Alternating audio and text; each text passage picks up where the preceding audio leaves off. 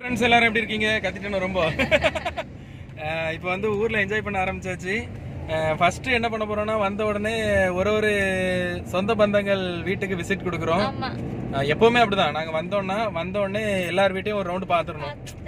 ஆமா, பார்த்துட்டு ஒருத்தரையும் ஆமா அவங்களெல்லாம் அதாவது உறவுக்கு முக்கியத்துவம் கொடுக்குறவங்க எல்லாரையும் பார்த்துருவோம். கரெக்ட். ஆமா, அதுக்காக சொந்த பந்தங்கள் வந்து எல்லாரையும் மதிக்கணுங்கிறது அவசியம் கிடையாது. அப்படிதான் இல்லையோ? ஏன்னா உண்மைதான். நான்லாம் வந்து நிறைய என்ன சொல்றது, நான் பட்ட பாட விட எங்க அம்மாலாம் நிறைய சொந்த பந்தங்களெல்லாம் நிறைய பாடுபட்டிருக்காங்க.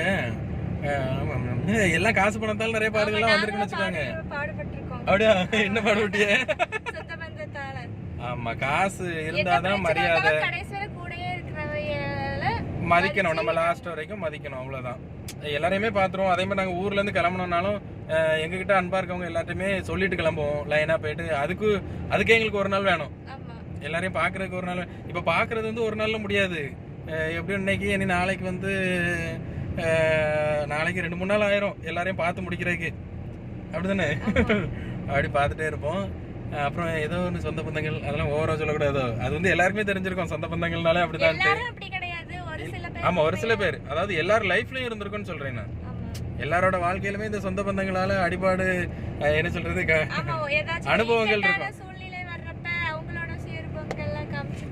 கண்டிப்பா கண்டிப்பா. அதாவது மொத்தத்திலே இந்த உலகமே வந்து கஷ்டப்பட்டா அதுக்கு கஷ்டப்பட்டவங்களுக்கு மரியாதை கிடையாது. அவங்க வந்து நல்லா என்ன சொல்றது பணங்காசுக்கு தான் மரியாதை. ஆனா எங்க சொல்ல வரல, நிறைய சொல்லலான்னு தோணுதானே, எதுவுமே சொல்லணும்னு தோணல. இது வந்து எங்க ஊர்ல இது என்ன சாமி சொல்லுவாங்க? சொடலமாட சாமி. அங்க வந்து ஐயனார் உள்ள சாமி இருக்கு. அம்மன், ஏதோ ஒரு அம்மன், சரியா? அம்மன் கோயில் போல. இது அம்மன் கோயில் போல. நாங்க சொடலமாடை கோயில் நினைச்சோம். சொடலமாடைனா ஆமா, தான் வச்சிருக்காருல, கத்தி வச்சிருக்காருல, இவர் தான் சொடலமாடை. இவர் வந்து என்னன்னா காவல் தெய்வம்னு சொல்லுவாங்க. அதான் வேட்டை கருப்பு சாமி அப்படிலாம் சொல்லுவாங்கல்ல. எங்க ஊர்ல சொடலை மாடன்.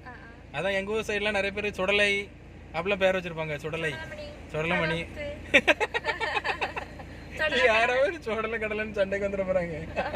இல்ல, அதெல்லாம் வந்து சாமி பேரு.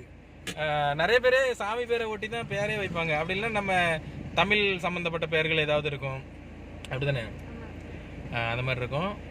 அப்புறம் வந்து என்ன சொல்றது, இப்போ வந்து போன டைம் நம்ம ஊர் சுற்றும் போது எங்க கூட என் தம்பி இருந்தான் தெரியுமா, எங்க பெரியமா பையன் ஆண்டனி. அவனை ஃபர்ஸ்ட் மீட் பண்ண போறோம். எங்க பெரியமா வீட்டுக்கு போயிட்டு ஆண்டனி நவீனாவெல்லாம் பார்த்துட்டு, சத்யசெல்லாம் பார்த்துட்டு, அப்புறம் பெரியப்பாவெல்லாம் பார்த்துட்டு அப்புறம் அனிஷாவோட பெரியமா வீட்டுக்கெல்லாம் போயிட்டு, அனிஷாவோட பாட்டி என்னைக்கு பார்க்கணுமா? ஆமா, நாளைக்கு போவோம். சரி, என்னைக்குனாலும் போயிடுவோம். கூட்டு போறேன். உன்னை வந்து சிம்பிளா கூட்டு போல, அங்க கூட்டு போலன்னா கோவப்படக்கூடாது. இந்த மாதிரி உனக்கு பிடிச்ச இடங்களுக்கு வந்து உன்னோட என்ன சொல்றது, இதுவே வந்து நீ சந்தோஷப்படணும். ஆமா, அது ரொம்ப கரெக்ட் தான். ஆமா, பிடிச்சவங்கள பார்க்க கூட்டி போறது மிகப்பெரிய ஹாப்பி தான். அப்படியா? ஆமா. அப்புறம் நேத்து லைவ்ல என்னைய சிம்பிளா கூட்டு போக மாட்டேங்க, சிங்கப்பூர் கூட்டு போக. அப்படியா? நான் எல்லாத்தையும் குழப்பம், நான் முடிச்சு போட வேண்டேன். அப்படிதான் உன் இஷ்டத்துக்கு. பிறகு நீ போட்ட முடிச்ச நான் அவுத்துறேன்ல கிளிப்பா. நான் அப்படிதான் எல்லாத்தையும் முடிச்சு போட்டு தான் பேசுவேன். சரி. அப்புறம் வந்து இன்னைக்கு காலையில சாப்பாடு வந்து நல்ல பயணி குடிச்சாச்சு. சித்தப்பா பயணி வாங்கிட்டு வந்தாங்க.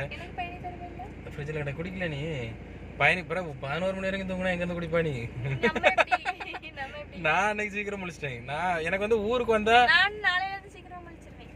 வந்தா கரெக்டா, ஆமா, ஊருக்கு வந்தா மேக்ஸிமம் கரெக்டா 9 மணிக்கு தூக்கம் வந்துடும். நாங்களா கட்டாயப்படுத்தி முடிச்சிருந்தாதான் முழிப்பு. ஆனா மெட்ராஸ்ல அப்படி கிடையாது. கரெக்டா நம்ம வந்து கட்டாயப்படுத்தி தூங்கணும். கட்டாயப்படுத்தி தூங்குறதே கட்டாயப்படுத்தி தான் தூங்கணும். எந்திரிக்கிறது லேட் ஆகும் ஒண்ணு, ஆனா தூங்குறதுக்கும் கஷ்டப்படுவோம். ஆனா நம்ம ஊரே சொர்க்க பூமி தான். கிராமம் மொத்தத்துல. நம்ம ஊருல எல்லாரோட கிராமங்களும் அப்படிதான். நம்ம ஒரு சிட்டி வாழ்க்கை வந்து ஒரு மிஷின் வாழ்க்கை தானே. நம்ம ஓடிட்டே இருக்கணும். ஓடனாதான் வாழ்க்கை. ஓடலைன்னா மிஷின் இன்ஜின் நின்று போகிற மாதிரி எல்லாம் ஸ்டக் ஆயிரும். அந்த மாதிரி அங்கே வந்து வாழ்க்கையை ஓடனா ஓடிட்டே இருக்கணும். இங்கே வந்து நம்ம எப்படி ஓடணுன்னாலும் நம்ம வாழ்க்கை ஓடிட்டே இருக்கணும். நம்ம வந்து என்ன சொல்கிறது, வீட்டில் ஹாயாக படுத்து தூங்கிட்டு ஒரு ரேஷன் அரிசி மாதம் ஒரு 5000 ரூபா இருந்தால் போதும். குடும்பத்தை ஓட்டிட்டு நிம்மதியாக இருக்கலாம். ஆயுசும் அதிகம் இந்த மாதிரி கிராமங்களில் வாழ்கிறது. எப்படி மூச்சு விடாமல் பேசின பற்றியா? நீ பேச போக இப்படி பேசுவேனே. பேச பாப்போம். இப்போ எனக்கு வாஞ்சி வருது. எப்போ நான் நவீனாவை பார்க்கணும்னு ஆவலா இருக்கேன். நீ பேசுறதே கேட்காது. கேட்காதோ? ஆமா. இப்போ வந்து பெரியம்மா வீட்டுக்கிட்ட வந்தாச்சு. நம்ம ஊர் செம்மண்ணை இறங்கி துள்ளி குதிச்சு விளையாடணும்னு ஆசையா இருக்கு. எங்க ஊர் செம்மண்ணு. செம்மண்ல ஒயிட் கலர் பேண்ட் போட முடியாது. காலு எப்ப பார்த்தாலும் அழுக்காயிட்டே இருக்கும்.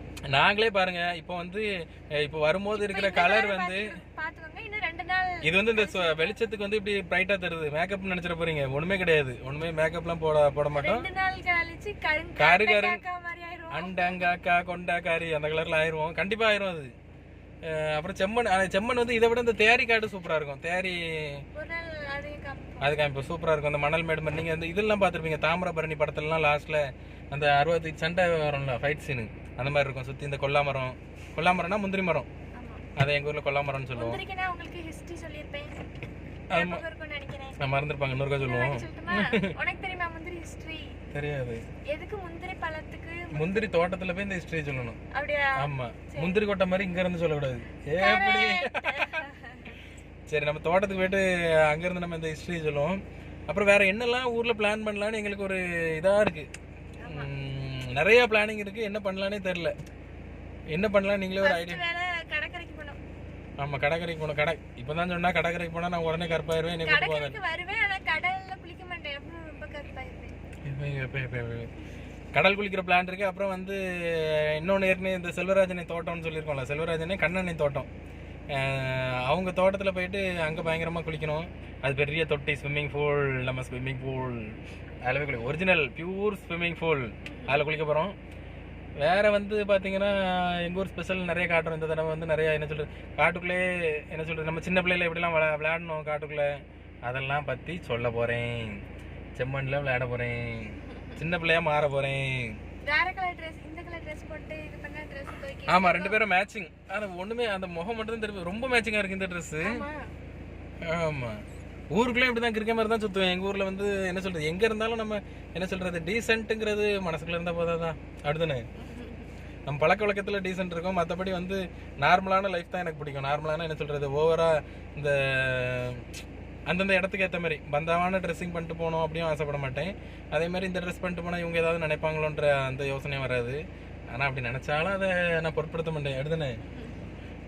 அதனால் அந்தந்த இடத்துக்கு ஏற்ற மாதிரி அப்படி மாறிக்கிறது. எங்கள் ஊருக்கு வந்தால் தான் லுங்கி போடணும் சட்டப்படி. ஆனால் இன்றைக்கி நான் டவுசர் போட்டிருக்கேன். டவுசர் போட்டாச்சு, கொஞ்சம் கம்ஃபர்டபுளாக மேட்சிங்காக போடணும்னு சொல்லி டவுசர் தான் போட்டால் முடியும்ட்டா. வேறு என்ன பண்ண, அந்த டவுசர் போட்டாச்சு. சரி, சின்ன பையனை மாறிட்டே இருப்போம். அடுத்து சின்ன பையன் தான் ஆல்ரெடி. நான் எனக்கு எத்தனை வயசு இருக்கும் இப்போ?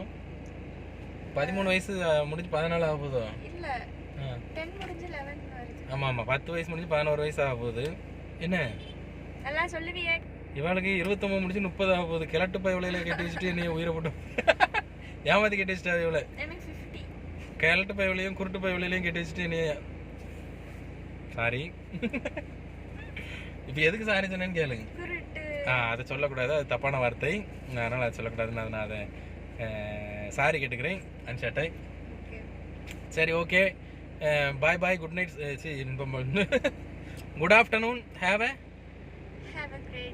a crazy day. கிரேசினா என்ன இங்கிலீஷ்ல? கிரேசி சும்மா சொல்லலாம், காமெடிக்கு சொல்லலாம். அப்படியா? ஆமா, have a crazy day. Bye. Have a great day. நாளைக்கு ஒரு விருந்து இருக்கு. நம்மளோட சப்ஸ்கிரைபர் அவங்க, நம்ம ஃபேமிலி மெம்பர் அப்படின்னு வச்சுக்கலாம். அப்படிதானே? நாளைக்கு மபு அவங்க வீட்டுக்கு போகிறோம். சரி, ஓகே, போகலாம் பெருமா வீட்டுக்கு. இப்போ பாய்.